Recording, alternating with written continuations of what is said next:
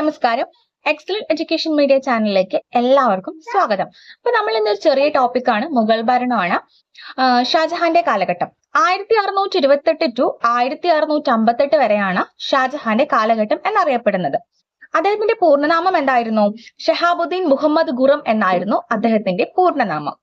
1628 to 1658 വരെയായിരുന്നു നമ്മുടെ ഷാജഹാന്റെ കാലഘട്ടം അറിയപ്പെടുന്നത്. അദ്ദേഹത്തിന്റെ പൂർണ്ണനാമം ഷഹാബുദ്ദീൻ മുഹമ്മദ് ഖുറം എന്നായിരുന്നു. അദ്ദേഹത്തിന്റെ ഷാജഹാൻ എന്ന വാക്കിന്റെ അർത്ഥം എന്തായിരുന്നു? ലോകത്തിന്റെ രാജാവ് എന്നായിരുന്നു ഷാജഹാൻ എന്ന വാക്കിന്റെ അർത്ഥം, ലോകത്തിന്റെ രാജാവ്. അതേപോലെ തന്നെ അദ്ദേഹത്തെ കുറിച്ചിട്ടുള്ള ആദ്യത്തെ 20 വർഷം, അദ്ദേഹത്തിന്റെ ആദ്യത്തെ 20 വർഷത്തെ കുറിച്ചിട്ടുള്ള ഗ്രന്ഥമുണ്ട്. ഗ്രന്ഥത്തിന്റെ പേരെന്തായിരുന്നു? പാദ്ഷാനാമ എന്നായിരുന്നു ഗ്രന്ഥത്തിന്റെ പേര്. പാദ്ഷാനാമ രചിച്ചത് അബ്ദുൽ ഹമീദ് ലഹോറിയാണ്. ഈ ഒരു 20 വർഷത്തെ കുറിച്ചിട്ടുള്ള ഗ്രന്ഥം രചിച്ചത്. പാദ്ഷാനാമയാണ് അബ്ദുൽ ഹമീദ് ലഹോറിയാണ് രചിച്ചത്.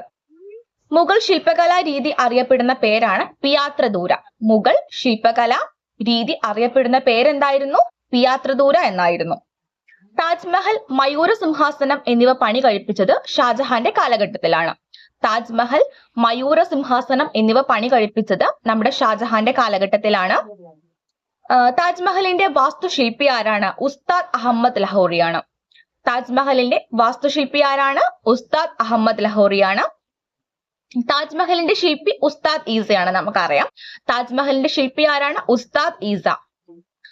അതായത് മാർബിളിലെ ഇതിഹാസം, ദി എപ്പിക് ഇൻ മാർബിൾ എന്നറിയപ്പെടുന്നത് നമ്മുടെ താജ്മഹലിനെയാണ്. മാർബിളിലെ ഇതിഹാസം, ദി എപ്പിക് ഇൻ മാർബിൾ എന്നറിയപ്പെടുന്നത് താജ്മഹലിനെയാണ്. താജ്മഹലിന്റെ ഉയരം 73 മീറ്റർ ആണ്. താജ്മഹലിന്റെ ഉയരം അറിയപ്പെടുന്നത്.